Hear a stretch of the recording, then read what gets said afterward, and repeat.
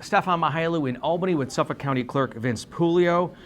You're a registered conservative, correct? Yes. So you must be pretty at home with like-minded conservatives from across New York State. Yeah, I am. This is some of these speakers speak directly to my beliefs. Yeah. Now, I know whether it's Suffolk County, on the eastern end of the state, Erie County, and the western end of the state, Republicans in a lot of areas cannot win without having that conservative line on the ballot. How important is it in Suffolk County and really across New York State, Mr. Clerk, to have that conservative line? I think it's very important, especially in Suffolk County. Like I say, without the conservative line, it's very difficult. I've come from Smithtown. Smithtown is a true Republican, could win on one line, but does very, very well with two lines. But in the rest of the county, Brookhaven and Islip and Huntington, especially Huntington, the conservative line is so important. Now, statewide, there's going to be a big race in 2026, the race for governor. Obviously, no Republican can win statewide without the conservative line. Right. What are you thinking? A new poll came out that shows basically Kathy Hochul's underwater. She's treading water.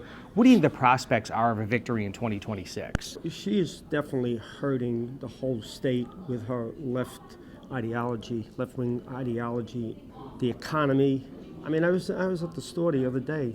Eggs are $6.80 for 18 eggs. I mean, congestion pricing is going to raise the cost of doing business, because when a truck has to drive through the congestion pricing, who's paying for that?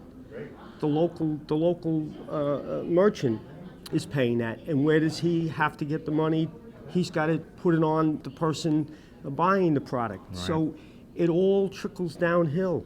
And that's why we're losing so many people in our state, because the left wing of this, the Democrats, they don't understand, we're paying that tab.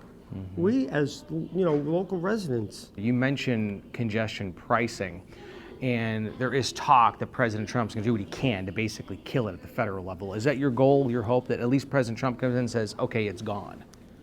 I would hope that they would come up with a better way of funding the MTA. I mean, it's been documented that if they just, get the fare beaters to pay the price, to pay their fare, congestion pricing wouldn't be as necessary as it is right now. I feel that the MTA is out of control with their spending.